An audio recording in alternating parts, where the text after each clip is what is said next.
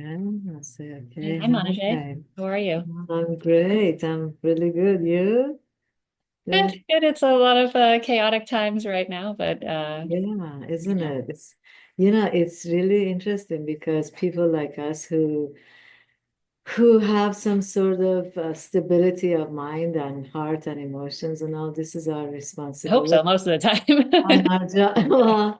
Well, at least more than the average person who hasn't developed these kind of qualities, It's like our big responsibility and a very good opportunity for us to help humanity to just be okay and be clear and be present and respond appropriately, Yeah, I and think not suffer needlessly because things are tough and it's enough that things are tough. We don't have to also be bewildered and suffer and all that. I mean, it's yeah, tough. I Yeah. think it's really a challenge because there are so many big challenges right now and things to Big take change. on and big Yeah. changes happening. Right. And yeah, how do we Yeah. survive in a nice homeostatic state, right? Of Yeah. not Yeah. getting too Yes, dysregulated during yeah. these times is a big challenge. I was thinking about that last night driving. I went to the gym, took a Zumba class, and I realized, yeah, we have these opportunities to just do our thing, live our life, and find joy wherever we can, take care of ourselves. And then on the way, I was thinking, wow, in my book, I have lessons, MLO lessons about constructed systems, and some of them address power, giving power, too much power to Mm. people in power.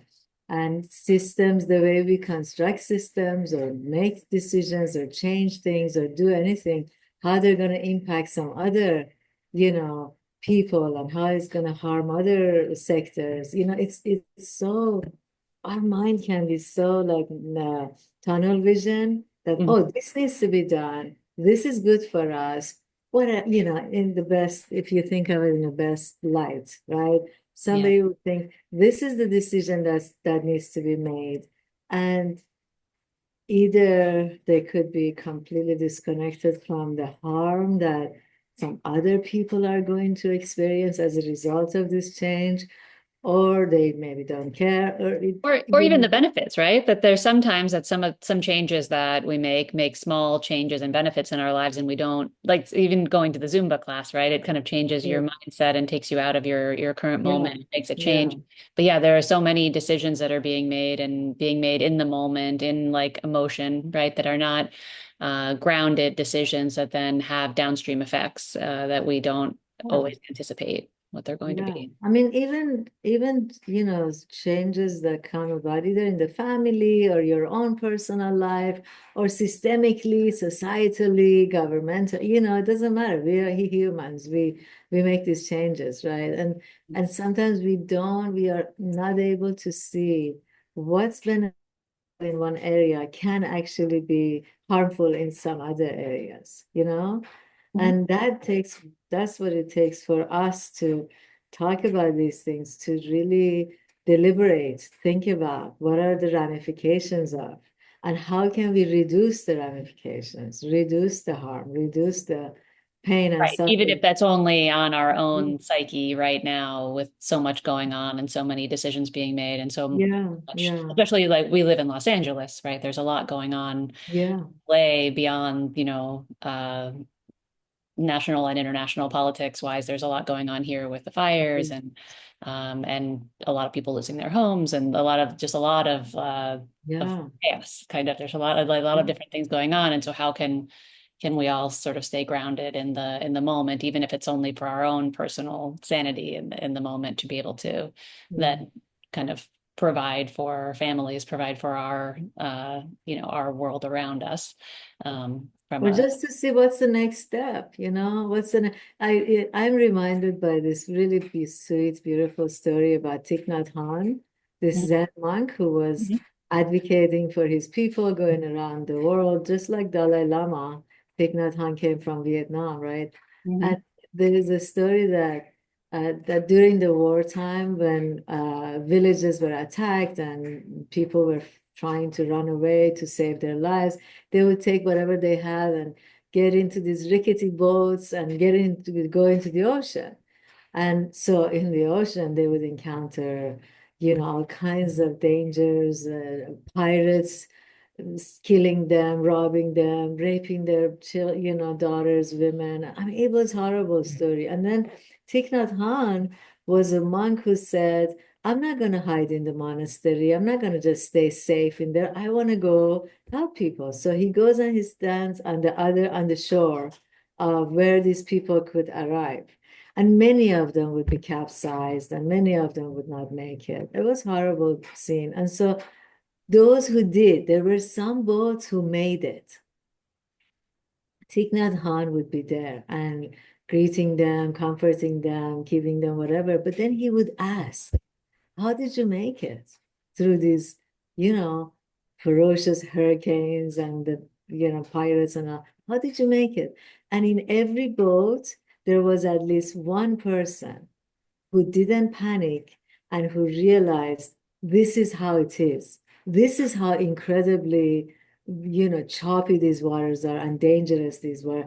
I can be just present and Mhm. guide others. You take that corner, you take that corner, you don't, fall over. The equanimity, the peacefulness of this one Yeah. person got them to the shore. I think that's such an important lesson for right now, right? Especially, so many of us get caught up in news cycles and things that are out of our control and that we can't, like, that's an example of things happening directly. But I guess, in a boat like that, your imagination could also start to Yeah. spiral, right? And what's going to happen next? What are we doing? But if, are we going to survive this? But then the person that remains equanimous that can just be there in the moment and see what is actually happening in the moment and sort of take care of things And and what's them. necessary, right? What's the next action, right? Yeah. When And we what, are bewildered and worried about, oh, our life is in danger. I mean, people are losing their livelihoods. Perception or reality of losing freedom, losing a lot of important things, right? And so if you're just caught up in the emotions and reactivity, you may not, survive, or you may not see best yeah, what's the that you better. can't see what But the next step on the proverbial ladder is, right? You have to yeah, take a right, step to right. see above where you're Yeah, going to go. Yeah. yeah, yeah. Yeah. And I think I told you that I was after the LA fires and getting caught up in the news and then everything going on with the new administration and just the constant news cycle. I got kind of caught up in it over the last couple of weeks. And I just decided I deleted all the social media apps on my phone. I just kind of like Wow. decided that it's time to take a step back. Right. And I think I'm usually pretty good about not being in that cycle. But then these events happening, especially when, we were all checking the news constantly to see where the fires were and if we were in personal danger and if people were evacuated, like all of this, it kind of got me into that mode. But then I've realized that, oh, I need to take a step back too, and just to make sure that I'm informed, but not getting caught up and unable to see what's in front of me. Well, I mean, there's a lot of research that shows that our immunity system weakens Hmm. with constant attacks of threat, danger, danger, danger, and even if it's real or imagined, doesn't matter. Right. And we're meant to the our reaction systems in our bodies are meant to handle small amounts of stress from immediate danger and not this overwhelming stress all the time from constant uh, Constant, coming in yeah. orbit. Yeah. Constant release of these cortisol hormones to be alert and to be alert and yeah and it's this is why these kinds of like what you're saying, recognizing and then cutting off, even that by itself takes the person to be aware, right? Takes the person to be present. And being present is something most of us have to develop it. We don't Mhm. have it, I mean, people who are very much in tune with nature and, like surfers, I've heard, that somehow they know the process. They Mhm. know change, ebb and flow, right? They know and they learn how to surf with it, and they don't take much they don't fall for too much of anxiety and worry. They're able to Taking it kind in of the moment. regulate easier. Yeah. Yeah, but Yeah. the I'm rest of us getting have to learn this. Yes. I would wonder how surfers do it in other parts of their lives. But yeah, I think that there's certainly it's a muscle to be trained, right? Yeah. It's like kind of being able to not react to things immediately and, kind of again step back and see what the next step is, but just the ability to kind of go through life a little bit more fluidly and not take either everything personally or kind of just immediately react to things and then find and switch your path immediately too. I was listening to something the other day about, the wildfire, the people that lost their homes to wildfires, and that they sometimes make very rash decisions in the moment. Like, I'm going to pick up my entire family and we're moving to another country or we're doing something. Afterwards, They make yeah. very, very rash decisions in the moment. And that really what they need to do is step back and get stabilized to get on firm ground again and then, make the next decision and move. Yeah, it's tough. It's tough. It's really not easy to be human. That's all I have to say. I constantly come to that, that we just don't have this um, simple, like all these other creatures, they have their design. It's simple. They don't veer off. This is it. That's how they're gonna be. An orange tree doesn't come and say, "Oh my God, my conditions are this, and I don't like to be an orange tree. Maybe I like to be an almond tree or what, they don't get caught Yeah. up in I don't know if they don't do or don't, but Maybe they do, and we just don't know. Yeah, they're we not just used don't to know it, their yeah. environment But in it the just same way. seems like nature is peaceful. It's not struggling, and because they have a design, but we don't. We Mhm. are constantly developing our own design, our own programming. Or how do I respond to having lost every single convenience and importance and sentimental stuff? Oh my God, and safety, comfort, security. This is huge. I mean, the trauma of Yeah, and I think that's an under, estimated or it's under very talked complex. thing is Yeah, the amount of trauma that comes along with, especially with the recent fires in LA, with how quickly it happened and how quickly everything has gone. And luckily, they really, I mean, for the scale of the fires, were able to minimize the loss of life like pretty amazingly. Um, very intense. Yeah, yeah, yeah, but the just, I mean, if you've ever had your car broken into or something, there's like this feeling of, violation, right? Of something like kind of, yeah, but this is that the scale of this is so much yeah, yeah, for individuals. yeah. But I think that what can come handy is this re compassion for one's own, pain and suffering. I Mm. mean, other people have compassion, other people can be supportive, helpful. But at the end of the day, it's the person who goes to bed alone with all the jarring, experiences. It's the person who goes into the shower alone. And, once you're alone and you can, it's very bewildering. And that compassionate heart to come and say, oh my God, this is hard. This is Yeah. difficult. And I'm here. We're here. I'm here with you. I'm your friend. I can be with you. It's very helpful and healing in every situation, I think. Mhm. Yeah, But and I mean, I think, and not to underestimate in this specific tragedy, the effect on the firefighters as well, and the people that oh, are there, the rescue oh my workers God. and the EMTs. Yeah. I know Day that was going to join us today doing chiropractic relief work for Oh, the firefighters and workers. So how much amazing. emotion and so much that Yeah. so much compassion that can be had and Yes. for all of the Yeah. people. But then people have come together. Humanity has come together. It's beautiful to see that. Yeah. Yeah. Yeah, definitely. There's been, you see both sides of all of it, or you see all sides of things during a tragedy like that. And I think, we're going to see that on a more national scale too, with a lot of their, if funding for certain programs are taken away, hopefully we'll Mm. find, communities rallying together and figuring out how to fill the needs for people that will otherwise be, um, lose that sense of safety that they may have had from Yeah. whatever programs were Yeah. helping. Yeah. And really, that's all we can do to see that, oh, this is another disaster, another challenge, another difficulty. There has never been in human history where there was everything was just completely, even when at the country level, national level, or societal, there's sense of peace and security, there's no war within oneself, within one's family, within, right? There's That always something, yeah. that challenge, that sense of not happiness, not being settled, not being peaceful is constantly with us, you know? Yeah. Yeah. So how to teaching and I guess one other thing to not, completely take out of the picture here is that we are humans, right? We don't have this like kind of specific programming to be an orange tree or whatever it is. Right. We also are susceptible to other humans and influence.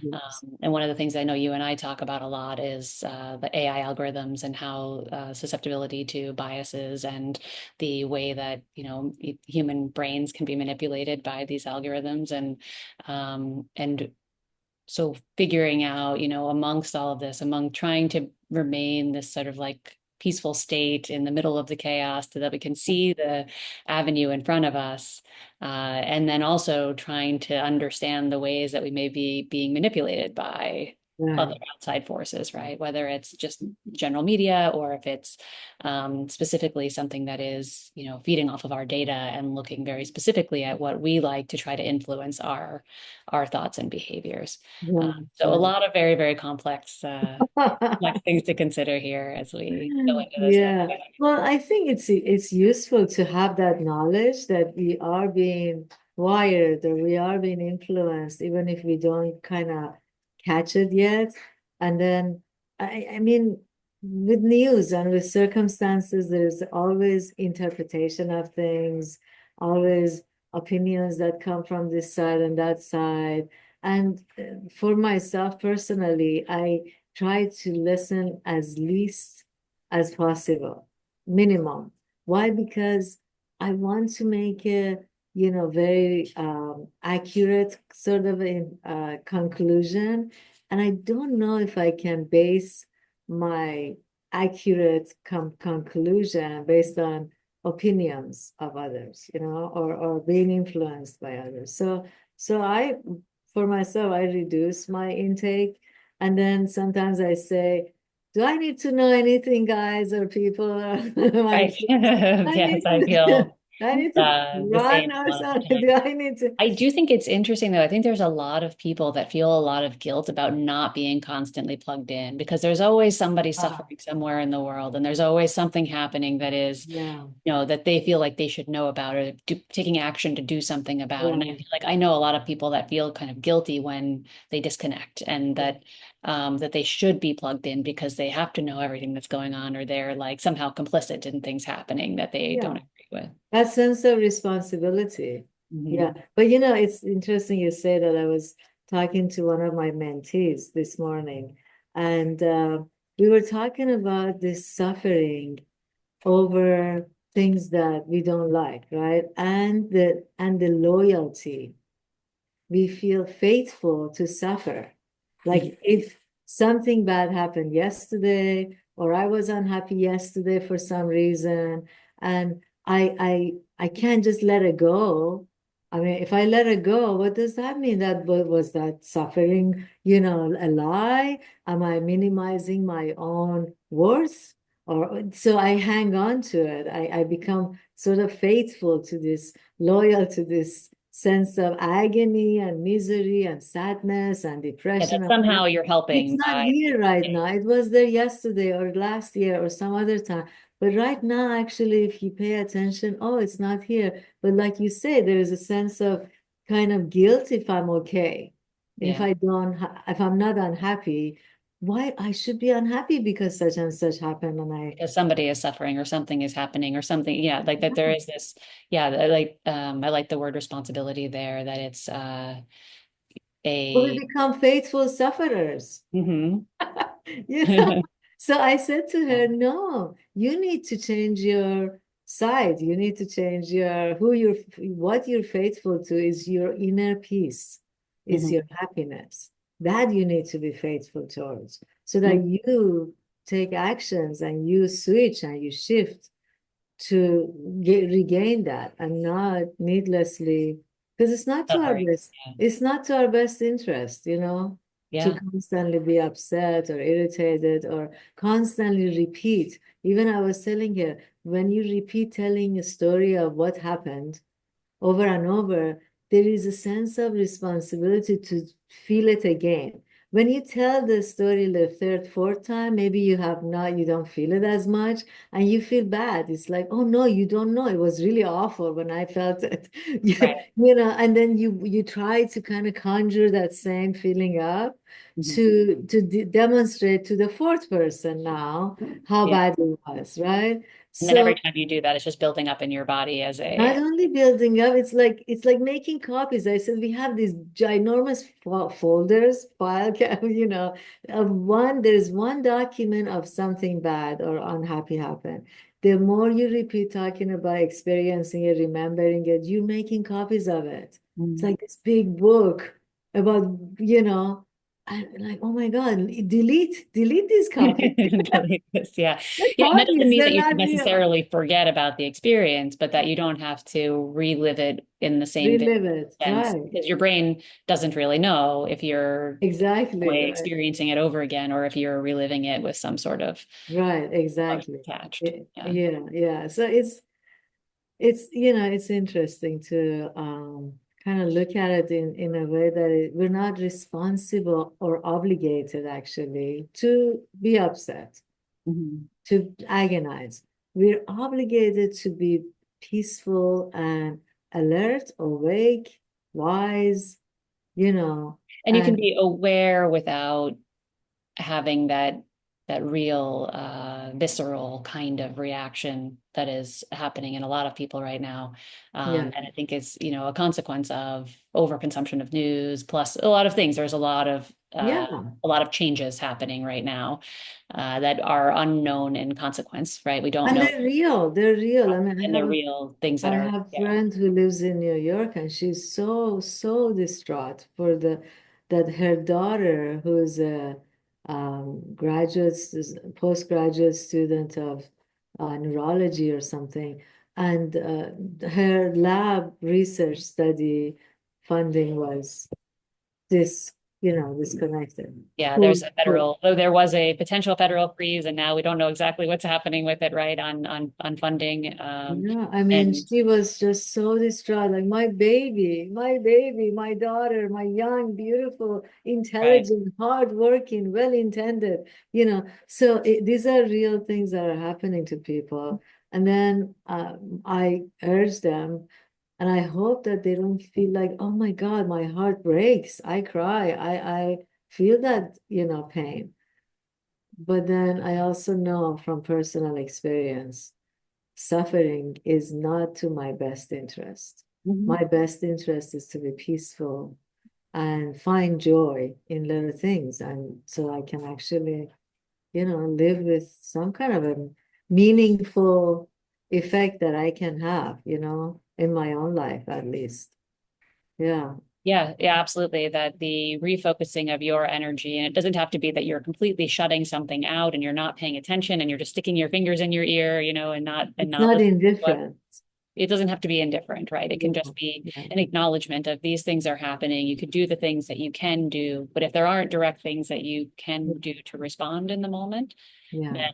focusing inward is often a self-preservation sort of Yeah. Self-care. self-care. Because at Yeah. some point there may be something that directly affects you. And when it does directly affect you, you need to be able to respond and have the energy to respond and the kind of the boundaries and buffer to to take that on when something is directly affecting you. But when there's sort of this mass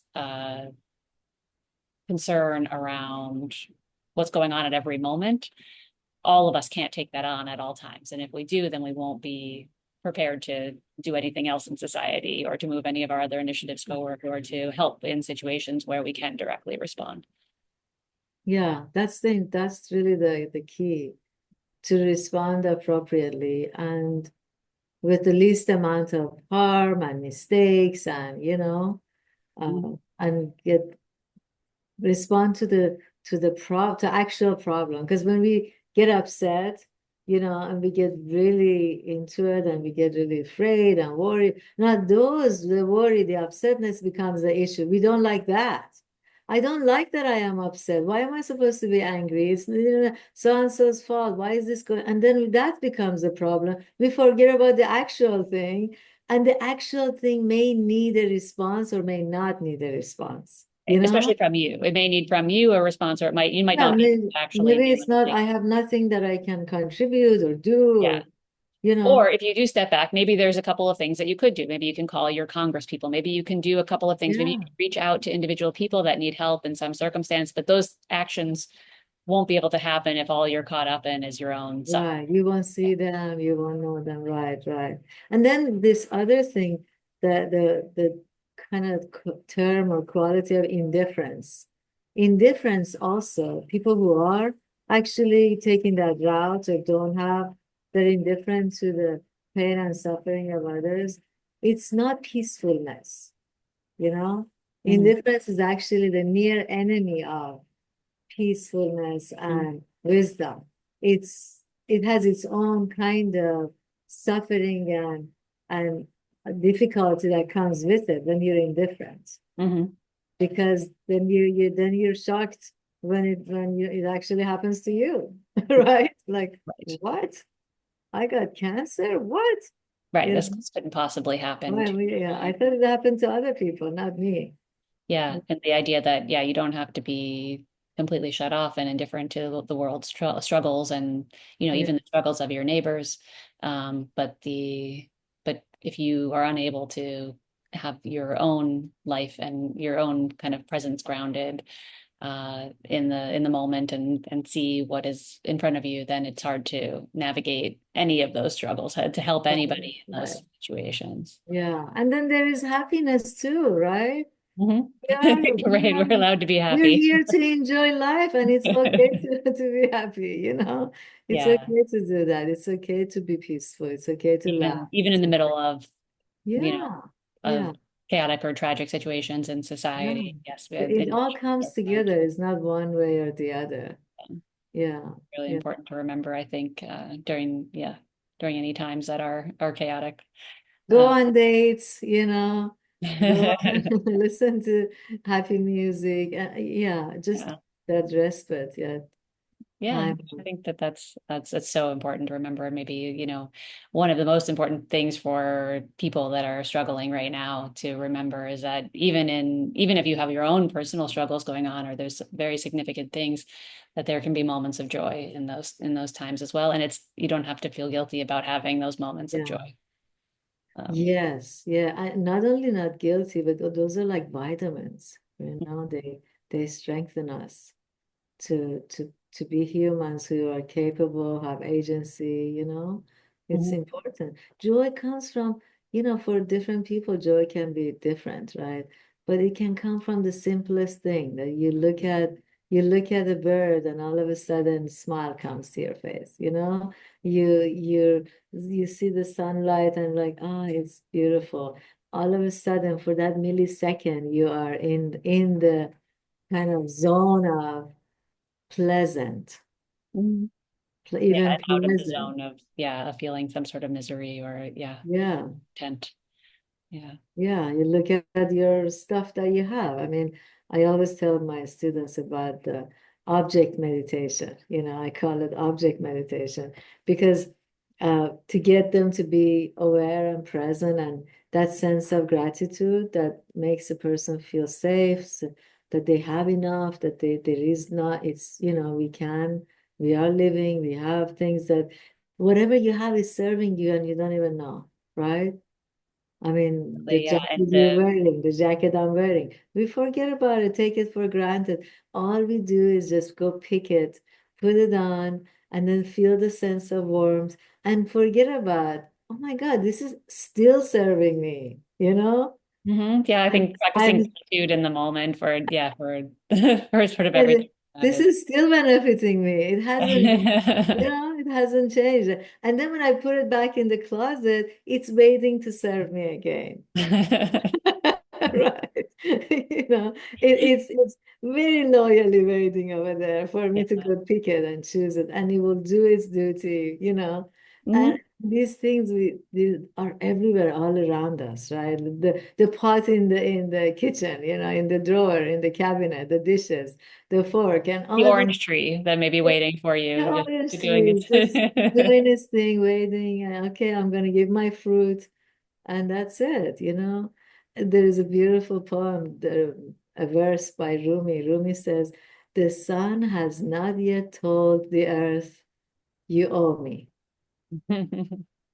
You know, it's a way of thinking, a Yeah, way of looking at it, that the universe is doing its just thing, doing and its job, and we we're benefit. We are, you know, universe, we are benefiting from everything. And then it's kind of good to expand instead of pigeonholing our attention to these two or three awful things, you know, you expand and see, wow. well, and understanding that sometimes, especially with media attention, it's by design that our attention is on one or two things that are happening. But then there are so many other things happening in the world, right? That in Yeah, our there's so many other things happening in our community, in our states, in this nation, yes. in the world. There's just so many things, so many horrible things, so many amazing things, so many different, the whole spectrum of everything going on right now is not, encapsulated in those one or two things that is Yeah, yeah, that that's our really attention is is being very focused on helpful. right Yeah, yeah, very helpful everywhere within our home and outside, now. right? People are doing things. I mean, I'm always like amazed when I'm driving on the road. I always feel like, oh, thank you, you know? All the people who had a hand in making this road for me. Now I'm driving on it. If it Yeah, wasn't, then it would be very difficult, you know. Or would I be able to make it for myself? No. Would I be able to? Just because I pay taxes, that doesn't mean that, none of the things that they've done is worthless. I mean, right. I feel the same way sometimes. Sometimes in LA, this could change, but when I'm going through and there's road work happening, right, and I'm frustrated because I'm stuck in traffic and there's something going on, but then they're fixing something for and us, you right, and realize, get yeah, oh my better. God, thank you. Thank you for fixing, for updating, upkeeping, you know? Hmm. We become such, what is the word I'm looking for? Like, um, uh, not justified, like, you know, righteous about I am right and everything should go my way. And if it's not serving me, then it's bad or it doesn't matter or something, right? But Hmm. everything is constantly serving us. The couch over there is sitting, waiting for me to go sit. Good perspective. Oh my God. Yeah, I mean, look, it's not all about the human life. There's so much more to it than just our experience of life, you know? True, yeah, but often we feel, very beholden to our human experience here, Beholden, I the like that. emotions that are Yeah, are challenging us in any given moment, and yeah, our relationships, right? So our relationship to people, yeah, uh, to whatever it is that we are struggling with at the moment, and yeah. certainly that's, I think relationships on large scale are what politics are, right there. And there's a lot of infighting going on. There's a lot of um, maybe things that are not based on facts happening at all different times that we can't control the narratives of. We can't control the actions of certain people, but we do have to live in a world with all of the people, right? And kind of figure out how to coexist. And one of those really important skills right now, I think, is this sort of self-preservation and working on our Expanding your individual view, you know, expanding your view about, oh, let me see what else is there. Oh, development. there is a garden, there is a tree, there is something that I can go and pay attention to for a second, Yeah. you know? Yeah. Yeah. All right. Well, Or this has reach been such out a, and help somebody, or think of some baby that was just born and yeah. let your mind become, you know, whatever that makes people happy. Yeah. Yeah. To help kind of bring yourself back to an equilibrium where you're Yeah. grounded and stable and recognizing our human place in this world, right? Right, right. Well, thank you for this Yeah, conversation. this has been so wonderful. Let's do it again soon. It's been fun. Definitely. Thank you.